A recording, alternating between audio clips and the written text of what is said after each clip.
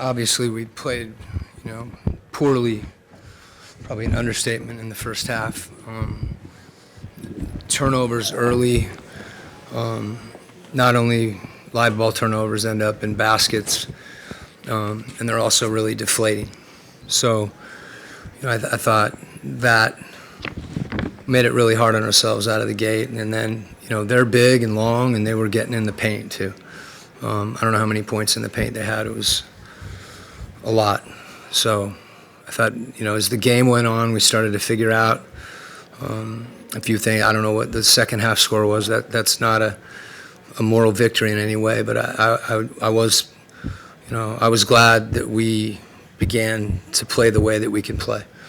And, being more efficient offensively, and then on the defensive end, I thought we were more aggressive, or we just didn't kind of let them, punch. We got into them and made it harder in a lot of situations where they were just walking to the rim.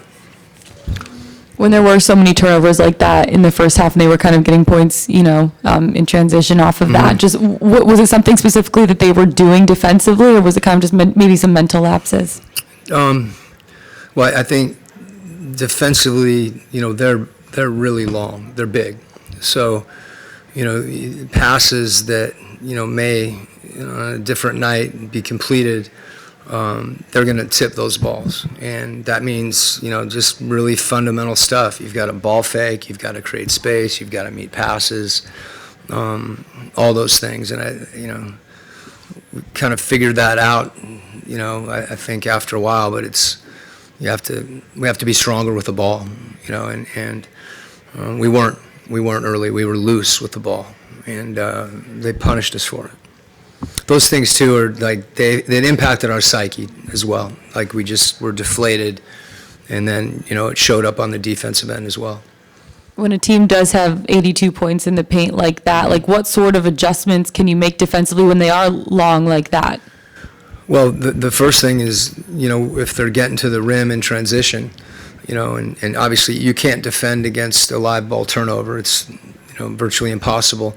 But I didn't think we were getting back and, providing early resistance so that they see bodies where there aren't lanes to the basket.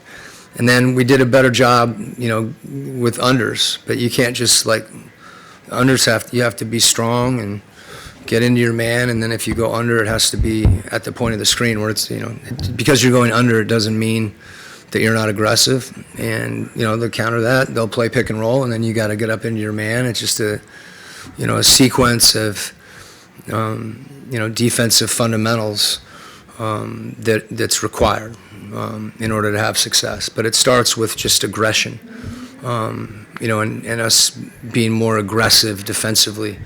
And making them feel us more.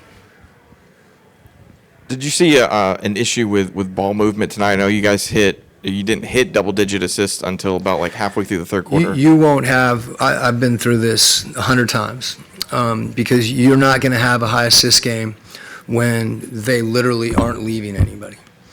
You're going to throw the ball to the corner. They're not open, so it becomes, a 2-on-2 pick and roll game. And there's a reason O had 8 offensive rebounds. There's a reason Trae in the lane and DJ eventually too. You get cracks on them offensively and you shoot off the dribble threes. And we started taking those. Guards have to keep their dribble alive. You can't just pull in one dribble and settle. But if you keep your dribble alive, you can eventually get on the rim. Or eventually they'll pull in and then you may have a kick to the corner. You have to, I don't know what we were from 3, but you have to make a shot to get an assist too. So that has something to do with it. If you're 1 for 13, I think we were at halftime, hopefully we can get 4 more assists. But it's a good question. And I get it. But, that's the way you have to attack a team that's playing in pick and roll like that. And we have, we have some guys that can do that. They had to kind of figure it out as the game went on. I was glad DJ, really picked it up in the second half. And he started making some of those plays as well. Any final questions? Okay. Quin about this earlier, but with the assist being so low, he spoke about the fact of what Minnesota does defensively that makes that really difficult. What did you see from that aspect of trying to get the ball movement going and it just not happening? I mean, they did a lot of just kind of staying with our guys on the wings and trying to make it a 2-on-2 game with the guy in the pick and roll and the big. So that's why I was able to get a lot of floaters off. And Rui was playing a lot of the lobs instead of my floaters. So I wasn't able to get the lob tonight. And guys, when I was driving, their mans would fan out to their guys. And so it was more just the guards, whether it was me or DJ, just being there attacking and just trying to score enough where guys would have to sink in and help a little bit more so we could get some more open threes and lobs and things like that. But just wasn't scoring enough for them to do that.